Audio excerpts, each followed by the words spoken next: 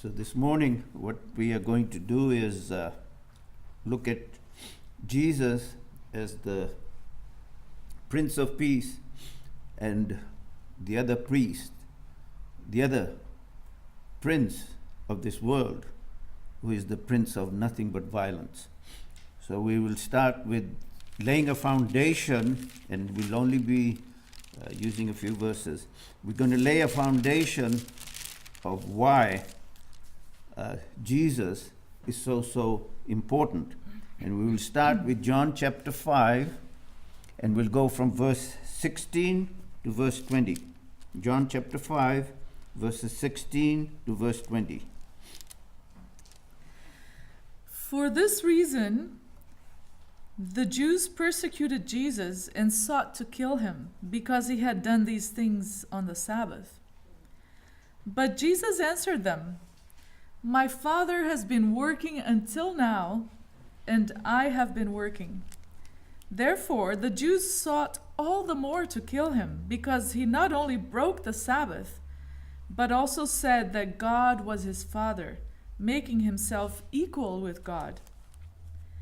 Then Jesus answered and said to them, "Most assuredly I say to you, the Son can do nothing of himself, but what he sees the Father do.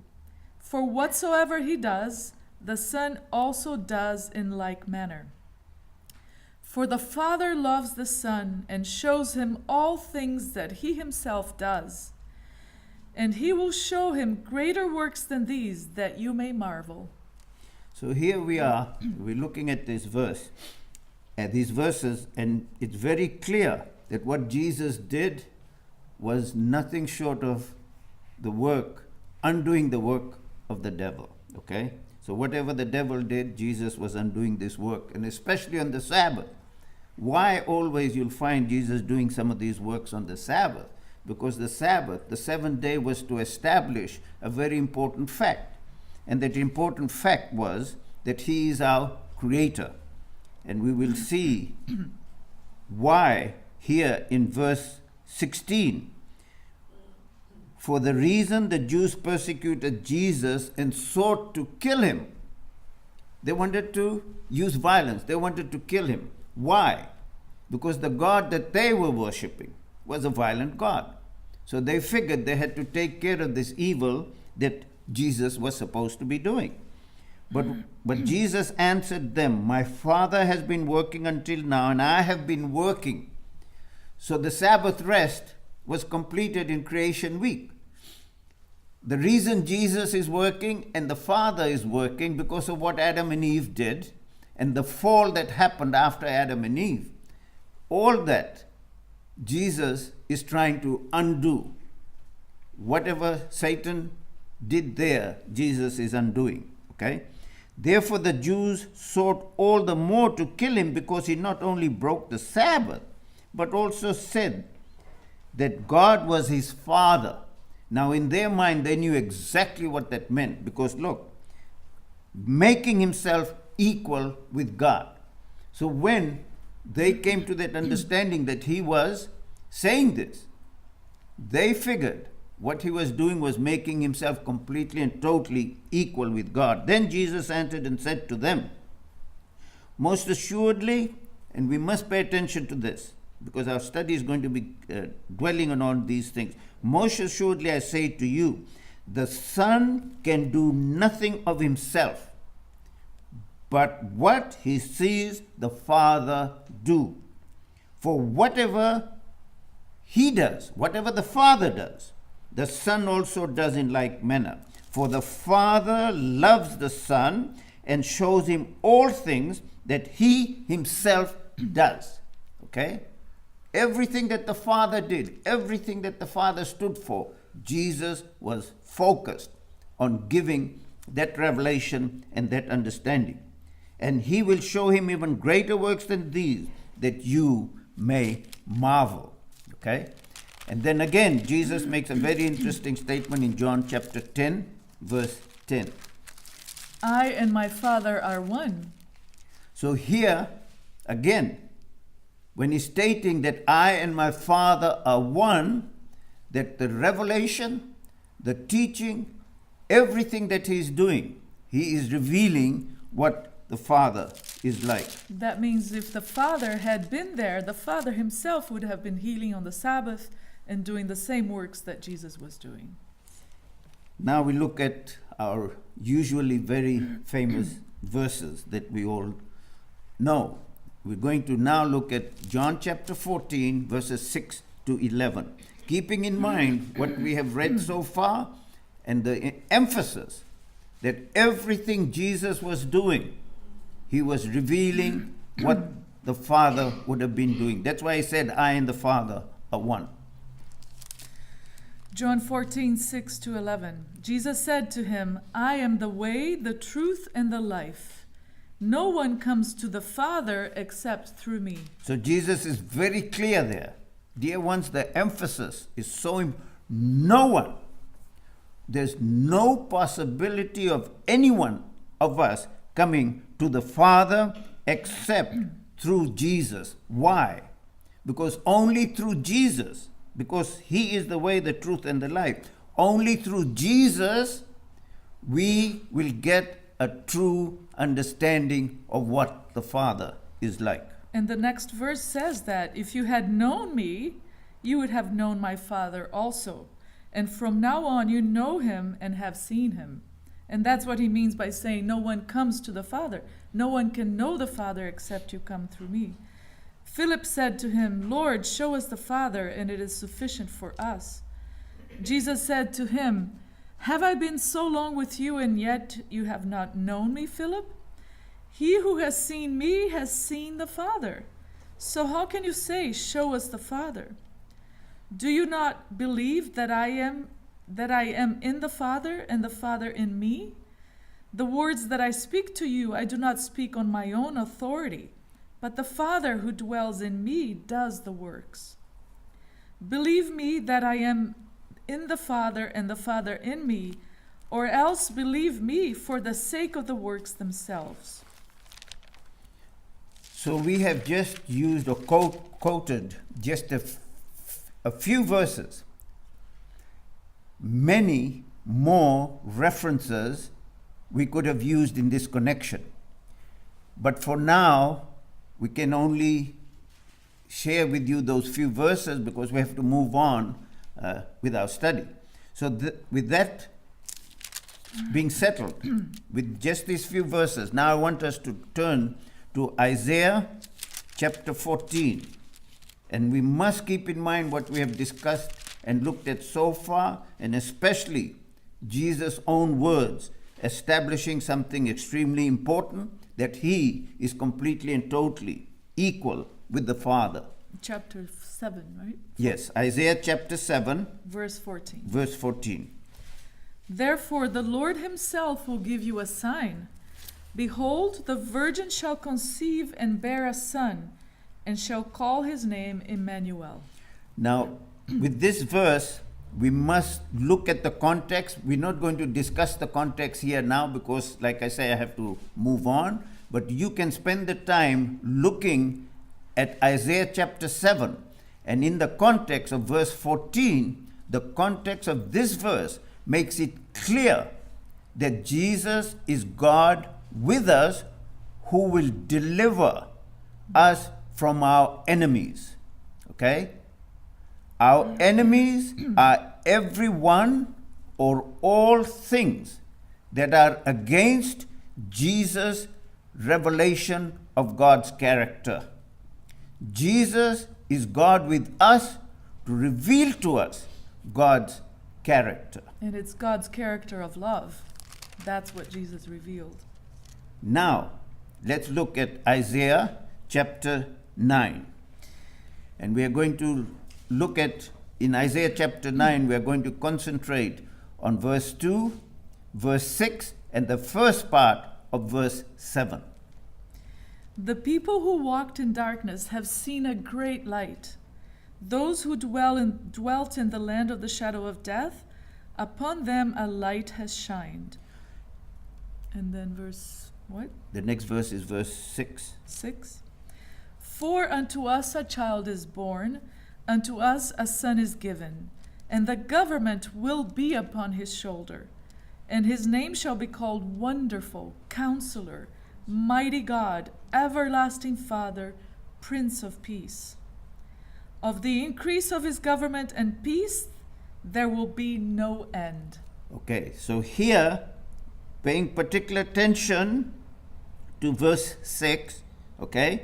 For unto us a child is born, unto us a son is given, and the government will be upon his shoulder.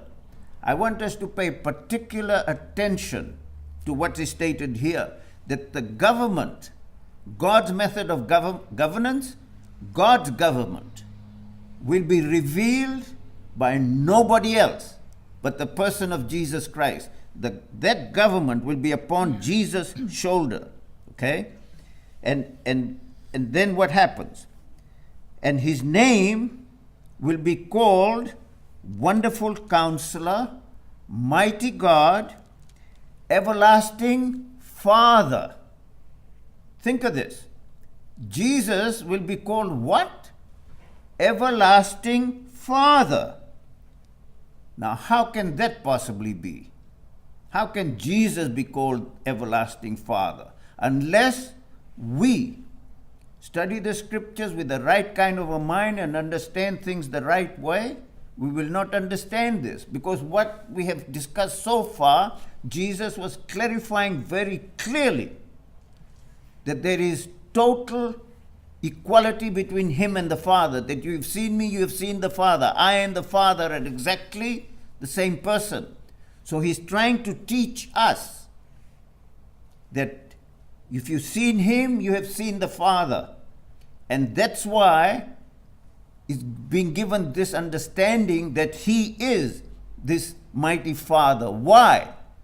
Because the gross misunderstanding of the Father's character, okay? Horrible misunderstanding of the Father's character. So Jesus is giving us that revelation of the Father. That's why he could be called also the Everlasting Father.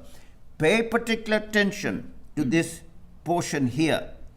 As the Everlasting Father, he is also what? The Prince of Peace. And of the increase of his government and peace, there'll be no end. So if he's the Prince of Peace, which means to say that his government is based on nothing else but what? Peace. Total peace. And that peace means that Jesus is the Prince of Peace. And if he's the Prince of Peace, and the government that is on his shoulder is to reveal that God's government, God's method of ruling, God's method of governing is based on nothing else but peaceful means. And we're going to see who this other prince is, that is the prince of this world, and he's filled with nothing but violence. Okay? So with that in mind, now let's look at Isaiah chapter 53. Isaiah chapter 53, and we're going to read verses 1 to verse 9. Who has believed our report? And to whom has the arm of the Lord been revealed? For he shall grow up before him as a tender plant, and as a root out of dry ground. He has no form or comeliness, and when we see him, there is no beauty that we should desire him. He is despised and rejected of men, a man of sorrows and acquainted with grief. And we hid, as it were, our faces from him.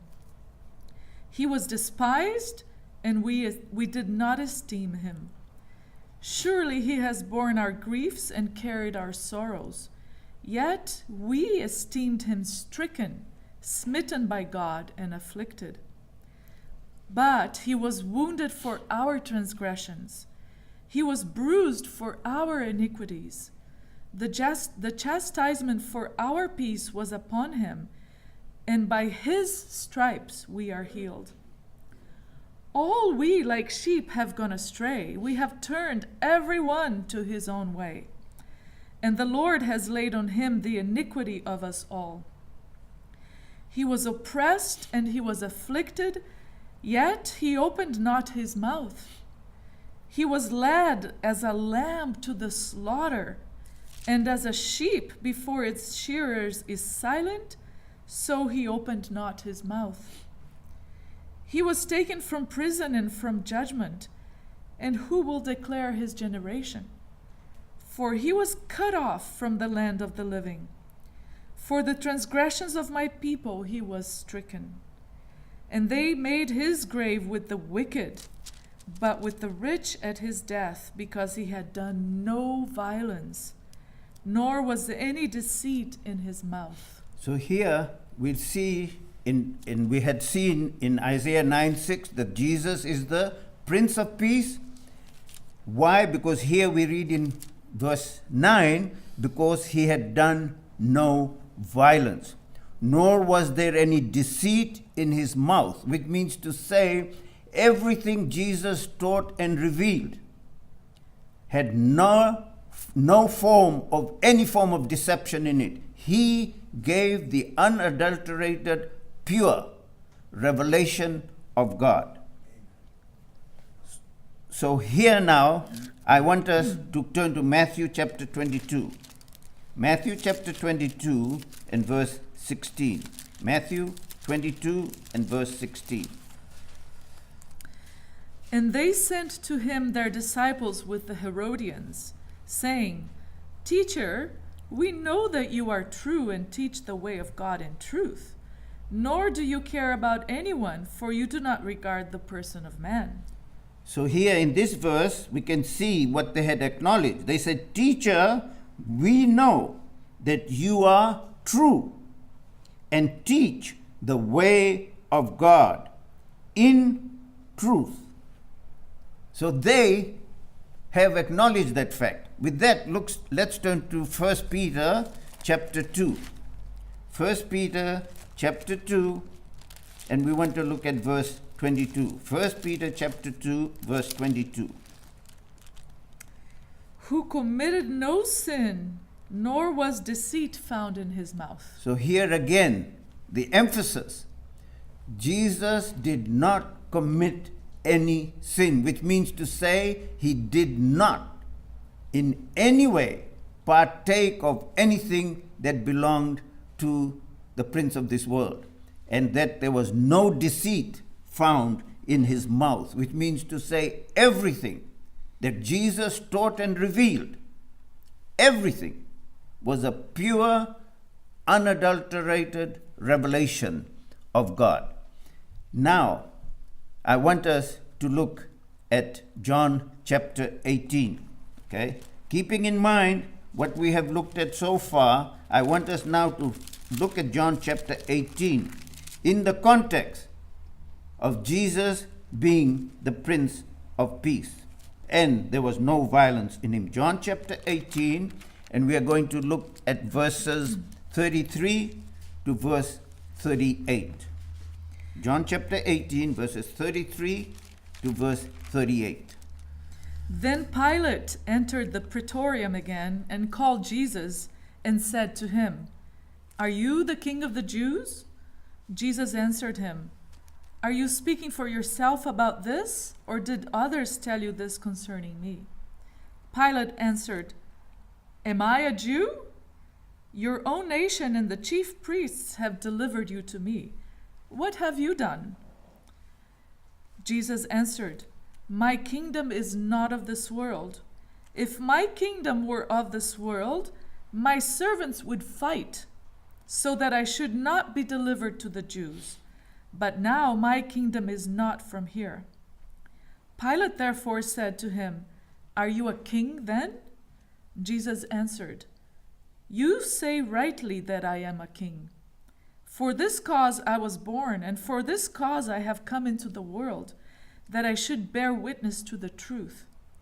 Everyone who is of the truth hears my voice. Okay, so I'm going to emphasize again in verses 36 and verse 37. Jesus answered, My kingdom is not of this world. If my kingdom were of this world, my servants would what? Fight. They will use violence. This is not my kingdom. My kingdom is not what is governed by the prince of this world. Okay? That's why Jesus had committed no sin. So that I should not be delivered to the Jews. My kingdom is not of this world. If my kingdom were of this world, my servants would fight so that I should not be delivered to the Jews. But now my kingdom is not of this world. Pilate therefore said to him, Are you a king? Then Jesus answered, You say rightly that I am a king. Now you must pay attention to another fact. Through this event you will notice, like a lamb to the slaughter, Jesus never opened his mouth except to make sure that he was communicating in no uncertain terms the truth about God and about himself. That's why here, when he says, Pilate therefore said to him, Are you a king then? Jesus answered, You rightly say that I am a king. For this cause, we looked at the birth of Jesus there in Isaiah 9, and we saw clearly that he was the Prince of Peace. For this cause I was born, and for this cause I have come into the world, that I should bear witness to the truth. So Jesus came to bear witness to the truth, which means what? That there was lies being what? Promoted, propagated, taught about God. That was nothing, had nothing to do with God. So he comes. I have come into this world that I should bear witness to the truth.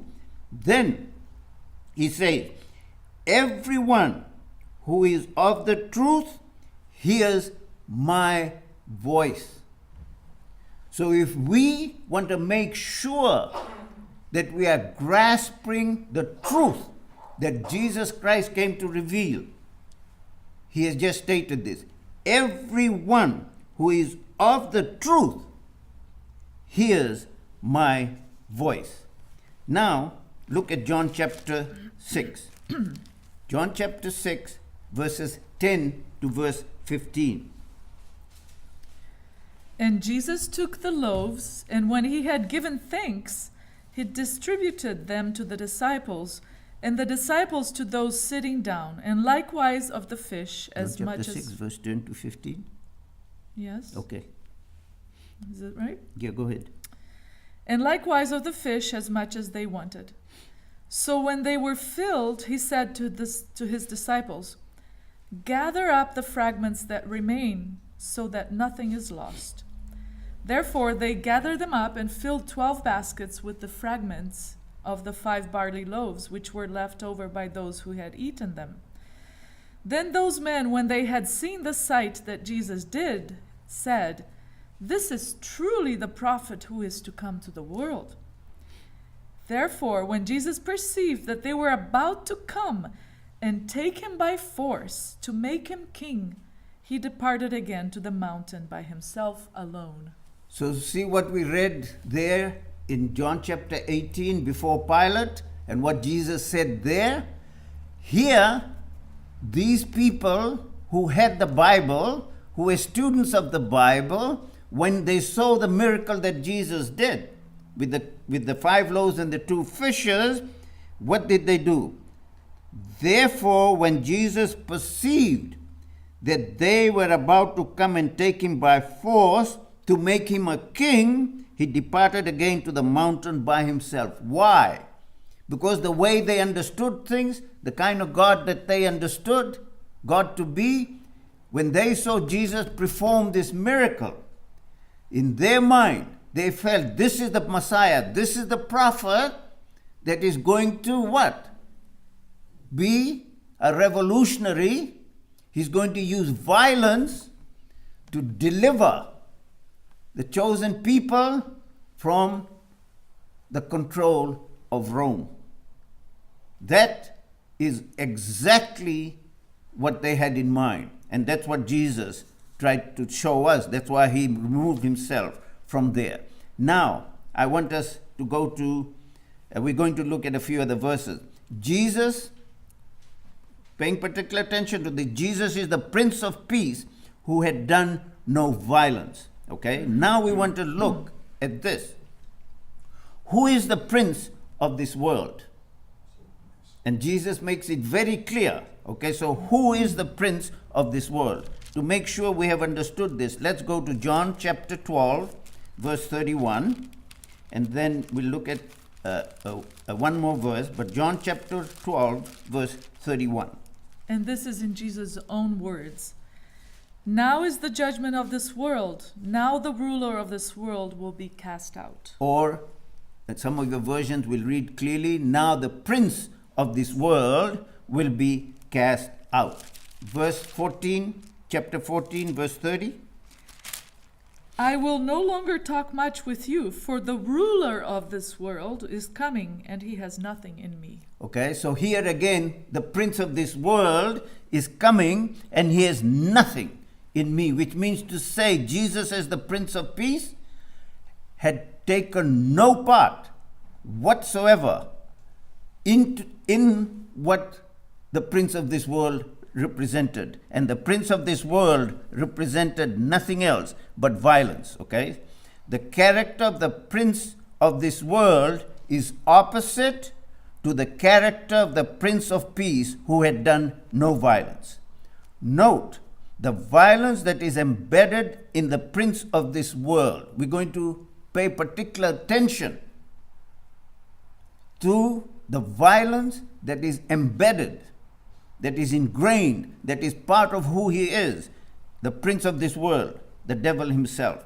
With that, look at John chapter 8, and this is Jesus making it very clear, and we'll discuss this and the context. John chapter 8 and verse 44. You are of your father the devil, and the desires of your father you want to do. He was a murderer from the beginning and does not stand in the truth, because there is no truth in him. When he speaks a lie, he speaks from his own resources, for he is a liar and the father of it. So here Jesus has very definitively, in this context, stated to people that wanted to use violence on him, and he turns around and tells them very clearly, in no uncertain terms, you are of your father, the devil, and the desires of your father you want to do, because he was a murderer from the beginning, which means to say the death principle. The death principle originated when Lucifer rebelled against God's government, against who God was. That's the beginning. And that's when the death principle originated in the universe. He was a murderer from the beginning and does not stand in the truth, which means to say that the death principle that originated with Lucifer does not stand in the truth, which means to say that truth is going to be something radically different to what? The death principle. Okay? Now, look at John chapter 10 and verse 10. The thief does not come except to steal and to kill and to destroy. I have come that they may have life and that they may have it more abundantly. So every person, don't care who they are, if they are in line with the prince of this world, if they are in cahoots with the prince of this world, or they are emissaries of the prince of this world, then this is Jesus clearly defining who they are, because here he's talking to the Pharisees. So he's telling them, the thief does not come except to steal and to kill and to destroy. I have come that you may have life and you may have it more abundantly. To make sure that we have understood this, we will look now, and we've made sure first that we laid the foundation with Jesus. Now we're going to go to Paul and see what Paul has to say in this connection, that the devil has been the murderer from the beginning, that the devil introduced the death principle into the universe. With that in mind, look at Hebrews chapter 2, verses 14 and 15. Inasmuch then as the children have partaken of flesh and blood, he himself likewise shared in the same, that through death he might destroy him who had the power of death, that is, the devil, and release those who through fear of death were all their lifetime subject to bondage. So here Paul is very clearly telling us who has the power of death. To make sure again that we have understood this correctly, we look at Paul again in 1 Corinthians chapter 15. 1 Corinthians chapter 15 and verse 26. The last enemy that will be destroyed is death. So death is what? An enemy of God. Death is an enemy of God. Why? Because the person that introduced the death principle in the universe was nobody else but Lucifer when he rebelled against God. In Revelation, we'll turn to Revelation chapter 9 and look at verse 11. Revelation chapter 9 and look at verse 11. And they had as king over them the angel of the bottomless pit, whose name in Hebrew is Abaddon, but in Greek he has the name Apollyon. So it's again, the identification is given. And they had as king over them the angel of the bottomless pit, whose name in Hebrew, to make sure that this is understood, is given both in Hebrew and in Greek. In Hebrew, it means that he is the source of all destruction. It's called destroying angel in the Yes. dictionary. And then Abaddon means destroying angel. And then Apollyon means what? The destroyer. So he is the destroyer who does all of the destructive work. After having gone through these, what is expected of us as Christians? What is expected of us? So let's turn now to Ephesians chapter 5. Ephesians chapter 5, verses 1 and 2. Ephesians chapter 5, verses 1 and 2. Therefore, be imitators of God as dear children, and walk in love, as Christ also has loved us and given himself for us, an offering and a sacrifice to God for a sweet-smelling aroma. So this is what we are supposed to live by. Our lives should be a reflection of everything that Jesus revealed. We should love each other.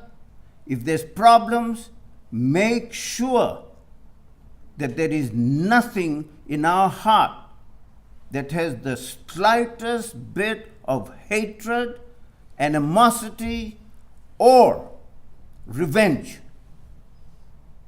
If we do, that is part of the work of the enemy. We're going to have problems in the church, dear ones. But how we deal with the problems in the church, what kind of a mind are we as Christians, as disciples of Jesus Christ indeed? What is going to be our attitude when things will not go the way we want it?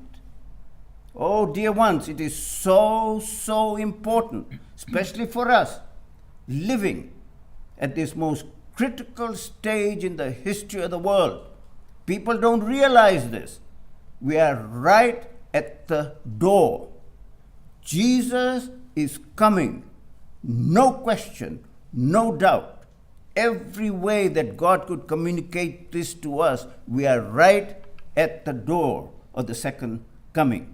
For that, not with fear, but with a love relationship with Jesus, we should be living, especially among ourselves. Oh, it's painful. Believe me, it is painful when we have problems in the church and we are not dealing with it. in a self-sacrificing way, which means to say, I have to give up whatever I want. Whatever is in my heart that I want, we have to let that go and trust and have faith that my Jesus that I worship, my Jesus that I know, when I leave it entirely in His hands, He is going to take care of the situation for me. This is what it means to be imitators of God. With that, let's finalize this by turning to Romans chapter 12. And I can go to Jesus and use Jesus' own words to address this. But I would rather, I know Jesus is far better in all of this. But the reason I keep emphasizing with Paul, because Paul was a man that knew the scriptures but did not know the God of the scriptures. And when he writes what he writes, we pay particular attention because we have somebody in front of us that did not know God. Then he meets Jesus Christ and he comes to know God, and then he writes. So here we go. Romans chapter 12, verses 17 to verse 21. Repay no one evil for evil. Have regard for good things in the sight of all men. If it is possible, as much as depends on you, live peaceably with all men. Beloved, do not avenge yourselves, but rather give place to wrath, for it is written, Vengeance is mine, I will repay, says the Lord. Therefore, if your enemy is hungry, feed him. If he is thirsty, give him a drink. For in so doing, you will heap coals of fire on his head. Do not be overcome by evil, but overcome evil with good. So when Paul is writing this, dear ones, again, we can look at these passages and totally miss it. Because when we look at what it says, beloved, in verse 90, do not avenge yourselves, but rather give place to wrath, for it is written, vengeance is mine, I will repay, says the Lord. If we don't understand what we have just looked at this morning, we will use vengeance, thinking that's how God takes care of vengeance and evil. Therefore, see, he makes sure you understand what it means. Then he says, this is how I take care of vengeance. This is how my wrath operates. And Paul is stating this. If your enemy is hungry, feed him. If he's thirsty, give him drink. For in so doing, you will heap coals of fire on his head. Oh, do it that way. And you know what you're going to do? You'll put coals of fire on his head and you'll burn the heck out of his head. You'll burn his head, burn his brain, and the guy will be done. Do you know? A lot of people believe that way. That's not what Paul is talking about. When you have that kind of agape love in you, and when you treat people the way God wants us to treat people, that burning coal of fire is, you know what? The power of God's love. That power of God's love is going to change people, not us coming and hitting them over the head with whatever may be a problem. That's what Paul is stating. Then in verse 21, do not be overcome by evil, but overcome evil with good. Do not be overcome by evil, but overcome evil with the power of God, with the love of God. That's how we are supposed to live the victorious life. And dear ones, none of us can live that kind of a life. Nobody can live that kind of a life, what we have studied here this morning, except with the anointing and the power of Jesus Christ in us. My prayer for all of us, we are so blessed as a group here. So blessed. This church is an anointed church for me, and I believe this. Every one of us must put our shoulder together to make sure that we live by Jesus Christ's principles and not utilize anything that is going to cause any form of a death in anybody's life. And that death doesn't just mean literally killing them. By our words, by our actions, by our thinking, we can be killing people. And we don't want that to happen. God bless us all.